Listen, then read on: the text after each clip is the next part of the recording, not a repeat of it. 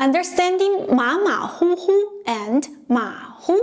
Ever wonder about the quirky Chinese phrases 马马虎虎 and 马虎? 马马虎虎, literally horse horse, tiger tiger, is used when you're feeling so-so. Ask 你好吗? How are you?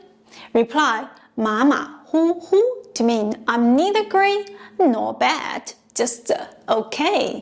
Each 马 horse is third tone. 马 each 虎 tiger is first tone. 虎马马虎虎.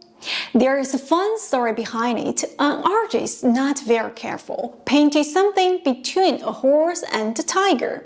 When asked if it was horse or a tiger, he said 马马虎虎, indicating it was neither, just something in between. On the other hand, 马虎 means being careless. It's used to describe someone's attitude that lacks attention to detail. 马 is in the third tone and 虎 in the neutral tone. 马虎. For example, 他很马虎.